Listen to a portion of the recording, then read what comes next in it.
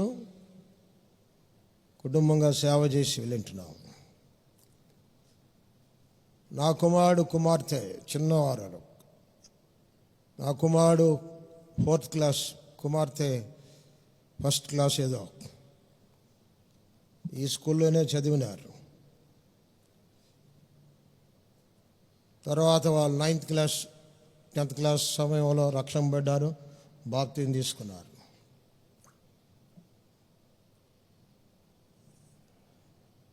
దేవుని సేవకులుగా ఒక చోట ఉండకుండా ఆ స్థలాలకు మేము తిరుగుతూ వచ్చినాం. తర్వాత హెబ్రోన్కి వెళ్ళి ప్రస్తుతం హెబ్రోన్ బ్రాంచ్ కొని హెబ్రోన్ హైదరాబాద్ బ్రాంచ్లో మరలా గత 6 సంవత్సరాలుగా 5 సంవత్సరాలుగా అక్కడ ఉప్పలనే బ్రాంచ్లో నేను పనిచేస్తా ఉన్నా. హైదరాబాద్ సికింద్రాబాద్లో 300 అసెంబ్లీస్ ఉన్నాయి, బ్రాంచెస్ హెబ్రోన్కి. ఆ 300లో మాది ఒక బ్రాంచ్.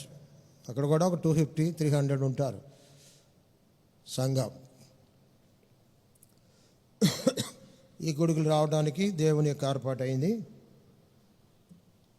మీలో కొంతమంది తెలుసు కానీ చాలామంది తెలియకపోవచ్చు. యవనస్తుడే నా కుమారుడు, వివాహమైంది, పిల్లలు కలగలేదు. కానీ 1921లో కోవిడ్ 2nd వేవ్లో నా కొడుకు కోడలు బెంగళూరులో జాబ్ చేసుకుంటూ ప్రభు సేవలో పాలు పొందుతున్నారు. నా కోవిడ్ వచ్చిన కారణమున వాళ్ళిద్దరూ కారులో వచ్చేసి నన్ను హైదరాబాద్లో స్పెషల్ టెస్టులు చేయించి కోవిడ్ నిర్ధారణ చేసి హాస్పిటల్ అడ్మిట్ చేసి 5 దినాలు నాతో పాటు కోవిడ్ వార్డులో పండుకున్నాడు నా కుమారుడు, యవనస్తుడు. అన్ని రకాలుగా ఆయాసము, నడవలేని పరిస్థితి కూడా సంభవించింది నాకు. 5 రోజులు ఉన్న తర్వాత 6వ రోజు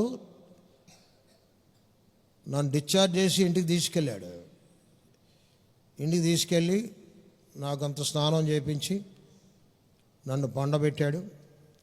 తర్వాత తను వీక్ అయిపోయాడు. తనకు జ్వరము, ఆయాసం ప్రారంభమైంది. 2 దినాలు అక్కడ ఇంట్లో ఉంచాము, ఆయా ట్రీట్మెంట్ ఇచ్చాము. ఇంకా ఆయాసం ఎక్కువైతే మరి నన్ను చేర్చిన హాస్పిటల్లోనూ ఆయన కూడా చేర్చినారు.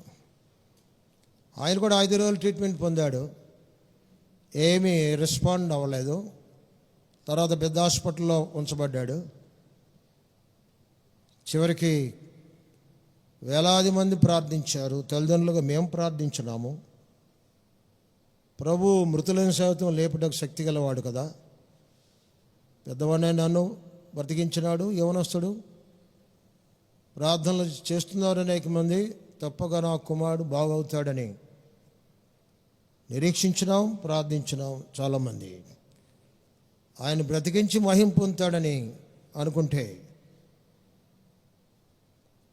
నా కుమారుడు గిడియన్ దేవుడు పిలుచుకుని ఆయన మహిమ పొందాడు. ఆ దినాల్లో సమాధికి 10-15 మంది కంటే పర్మిషన్ ఇచ్చేవారు కాదు. అలాంటి దినాల్లో అక్కడ స్థలము లేదు, ఎక్కడ కూడా సమాధి స్థలంలో లేదు. బయట అడవుల్లో అక్కడక్కడ సమాధి చేస్తున్నారు. స్థలం లేకపోవడం కాకుండా అనుమతించలేని పరిస్థితిలో హైదరాబాద్లో నారాయణగఢ్లో భక్త సింగ్ గారు సమాధికి సమీపంలో అద్భుతంగా స్థలం ఇచ్చినాడు ప్రభు. అక్కడ ఆ దినం ఒక స్పెషల్ మీటింగ్ లాగా జరిగింది. 10-15 మంది కంటే హాజరు కాకూడదని ఉన్నప్పటికీ 250-300 మంది సమాధికి హాజరై ఆ సమాధి స్థలంలో 2 గంటల సేపు వాక్యము, సాక్ష్యము, పాటల ద్వారా ఆయన మరణం ద్వారా ప్రభు మహిమ పొందాడు. ఆ తర్వాత బెంగళూరులో 2 దినాలు సాక్ష్యాలు జరిగినాయి. ఒక దినమున మద్రాసు జెహోషామలో సాక్ష్యాలు జరిగినాయి. అట్టి సాక్ష్యాలు వింటూ వచ్చినాం. నా కుమారుడు రక్షణ పెట్టడమే కాకుండా ప్రభుని ఎంతగా సేవించినాడు, ఎంతగా ప్రభు కొరకు జీవించినాడు అనేది మరి మేము విని ప్రభుని స్తుతిస్తూ వచ్చాం. ఇలా చిన్నపిల్లలంటే చాలా ఇష్టం. ఏ పిల్లలైనా దగ్గరికి వస్తారు ఆయనకి. బెల్లం దగ్గరికి చీమలు వచ్చినట్టుగా నా కుమారుడు దగ్గరికి పిల్లలు వస్తారు. నాకు తెలియదు, నేనంటే పిల్లలు దూరం అవుతారు. నాకు ఆపోజిట్. ఎత్తుకుంటాడు వాళ్ళని. ఏం పెట్టకపోయినా మరి ఎందుకో. అయితే 5 ఏళ్ళు అయింది కానీ పెళ్ళయి వాళ్ళ చెల్లికి పిల్లలు ఇచ్చినాడు, ఎదురు కొడుకుల్ని. ఆయనకి పిల్లలు ఇవ్వలేదు. దేవుని చిత్తం. అయితే దేవుడు నాకు పాఠం నేర్పడానికి నా కుమారుని తీసుకున్నాడు. ఒకటి, మానం అనేది దేవుని చిత్తం కాబట్టి 2021 జూన్ మాసం 3వ తేదీ తెల్లవారుజామున మరి 20 నిమిషాలకు 1:20 అనుకుంటా ప్రభు మహిలోనికి వెళ్ళినాడు. 2-3 దినాలు నేను చాలా బాధపడ్డాను. ప్రభువుని కొంత ఎందుకు ప్రభువా, నేను చనిపోయింది నా కుమారుడు బ్రతుకుంటే ఆయన ఎక్కువ సేవ చేస్తాడు కదా, మరి నా కుమారుడు నేను తీసుకున్నావు, నన్ను తీసుకుంటే బాగుండు కదా అని అనుకుంటా 2-3 దినాలు ప్రభువుని ప్రశ్నిస్తూ ఉంటే ప్రభు మాట్లాడింది ఒకటే.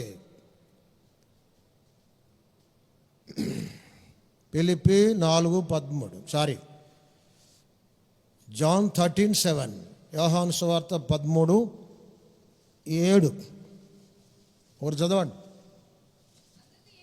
అందుకు యేసు, నేను చేయుచున్నది ఇప్పుడు నీకు తెలియదు కానీ ఇక మీదట తెలుసుకుందామని అతనితో చెప్పగా, ఈ మాట నాకు బలంగా తీసుకురాబడింది. ఎందుకు అని. అది 2 జవాబులు వచ్చినాయి మాకు 2-3 దినాల్లో. ఒకటేంటంటే, నేను చేసేది నీకు తెలియదు, తర్వాత తెలుసుకుంటావు. రెండవది ఏంటంటే, నీ కుమారుడు, నువ్వు అనుకుంటున్నావు నీ కుమారుడు బ్రతికుండి నువ్వు చనిపోతే మేలు కదా అనుకుంటున్నావు, కానీ నీ కుమారుడు నా యొద్దకు రావటం, మరణించటం, నీకు బదులుగా నీ కుమారుడు మరణించడం నా చిత్తం అని ప్రభు బయలుపరుస్తూ వచ్చాడు. రెండవ పాఠం ఏంటంటే, ఈ పరిస్థితిలో కూడా నేను ప్రభువుని యోబులాగా స్తుతించాలని ఆ పాఠం నాకు నేర్పడానికి దేవుడు అనుమతించాడు. నాకు కుమారుడు పోయినందుకే దేవుని ప్రశ్నిస్తున్నాను కానీ, యోబుకు 7 కుమారులు 3 కుమార్తెలు ఒకే దినం చనిపోగా యోబు దేవుని ప్రశ్నించలేదు, దేవుడు అన్యాయం చేసినని చెప్పలేదు. దానికి బదులుగా 1:21 ఏం చెప్పాడు? యెహోవా ఇచ్చిన యెహోవా తీసుకుని పోయాను, యెహోవా నామమునకు స్తుతి కలుగునుగాక అన్నాడు. కనుకనే ఆ అనుభవం నాకు నేర్పడానికి, అటు అనుభవంలోనికి నేను రావాలని దేవుడి పరిస్థితిని అనుమతించాడు. నాకు అర్థమైంది. అప్పటి నుండి ఇంతవరకు ప్రతి దినము, ప్రభువా నా కుమారుని తీసుకున్నందుకు నీకు స్తోత్రం నాయన,